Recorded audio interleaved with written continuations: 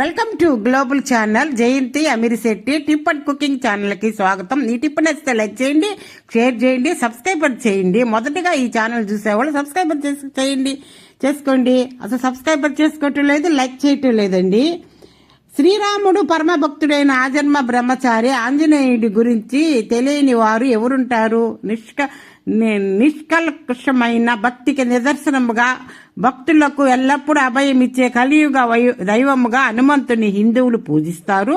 దేశవ్యాప్తంగా ఎక్కడ చూసినా హనుమంతుడి ఆలయాలే మనకు కనిపిస్తూనే ఉంటాయి.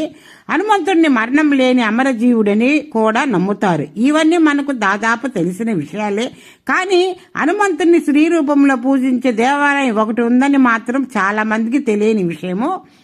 ఆ విషయం గురించి ఈ వీడియో చేస్తున్నాను. స్కిప్ చేయకుండా ఈ వీడియోని లాస్ట్ వరకు చూడండి. ఛత్తీస్గఢ్ రాష్ట్రంలో ఈ అరుదైన ఆంజనేయ స్వామి ఆలయం ఉంది. అవును, మీరు సరిగానే విన్నారు. హనుమంతుడిని శ్రీ రూపంలో పూజించే ఆలయము ప్రపంచంలో ఇదొక్కటే. ఛత్తీస్గఢ్ రాష్ట్రంలో రతన్పూర్ జిల్లాలో గిర్జాబండ్లోని ఓ ఆలయంలో హనుమంతుడిని దేవతా రూపంలో పూజిస్తున్నారు.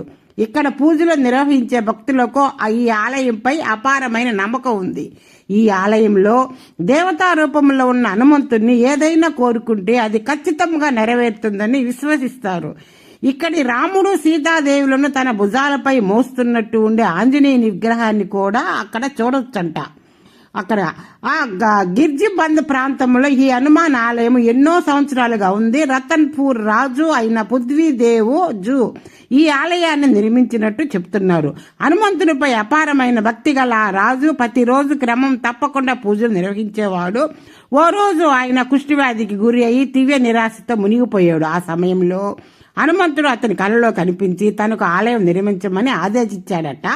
ఆంజనేయుడి ఆదేశం మేరకు ఆ రాజు ఆలయ నిర్మాణాన్ని మొదలుపెడతాడు. ఆలయం పూర్తి కావడానికి కొన్ని రోజుల ముందు మళ్ళీ ఆంజనేయుడు రాజు కలలో కనిపించి, మహామాయ కుండు వద్ద ఓ విగ్రహం ఉంటుంది, దానిని తీసుకువచ్చి ఆలయంలో ప్రతిష్ఠించాలని ఆదేశించి అయ్యాడట. మరలా రాజు హనుమంతుడిని సూచనల ప్రకారం మరుసటి రోజు ఆ ప్రదేశానికి వెళ్లి చూడగా అక్కడ హనుమాన్ విగ్రహం శ్రీ రూపంలో ఉండటంతో ఆశ్చర్యపోయాడట. ఆ తర్వాత భగవంతుడు తనకిచ్చిన ఆదేశం మేరకే ఆ విగ్రహాన్ని తీసుకొచ్చి ఆలయం లోపల ప్రతిష్ఠ చేశాడట. వెంటనే రాజు తన ఆరోగ్యం నుంచి విముక్తుడయ్యి ఆరోగ్యవంతుడిగా మారతాడట. దీనికి కృతజ్ఞతగా ఆ భగవంతుడికి ధన్యవాదాలు చెప్పుకున్న రాజు ఈ ఆలయాన్ని దర్శించిన వారి కోరికలు తీరాలని ప్రార్థిస్తాడట. అప్పుడు నుంచి ఆ ఆలయానికి భక్తులు తాకిడి పెరుగుతూ వస్తుందట. దాయాపూర్లోని స్వామి వివేకానంద ఎయిర్పోర్ట్ రతన్పూర్లోని చేరుకోవడానికి సమీప విమానాశ్రయము విమానపోర్ట్ నుంచి 140 కిలోమీటర్ల దూరంలో ఉంది.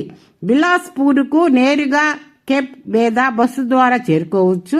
అక్కడి నుంచి రతన్పూర్కు 28 కిలోమీటర్ల ఎయిర్పోర్ట్ నుంచి రతన్పూర్లు చేరుకోవడానికి దాదాపు 5 గంటల సమయం పడుతుందట.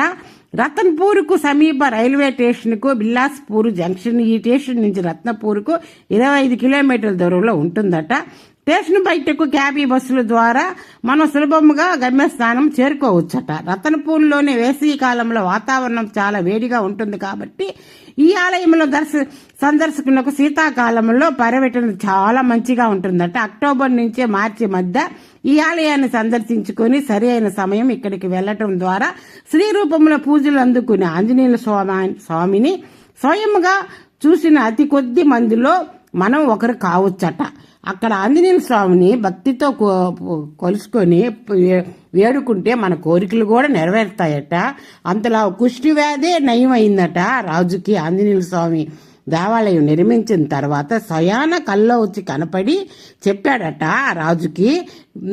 ఆయన నిర్మించిన తర్వాత ఆయన కుష్ఠవ్యాధి తగ్గిపోయిందంట. అక్కడికి మనం పోయి దర్శించుకుంటే మన కోరికలు కూడా నెరవేరుతాయని అక్కడ అందరూ వెళ్ళి దర్శించుకుంటారంట. కానీ వేసవి కాలంలో కన్నా ఈ శీతాకాలం ఈ కాలం అక్టోబర్ కాలంలోనే బాగా చల్లగా ఆనందంగా ఉంటుందట ఆడ దర్శించుకుంటే. ఇది చూశారు కదా, మనం ఎక్కడ శ్రీ రూపంలో ఆంజనేయ స్వామి ఉన్నాడని తెలుసుకున్నాం కదా. తెలుసుకున్న తర్వాత ఒక లైక్ చేయండి, షేర్ చేయండి, సబ్స్క్రైబర్ చేయండి. మనకి వీలుంటే మనం వెళ్ళి ఆంజనేయ స్వామి శ్రీ రూపంలో దర్శించుకుంటామా.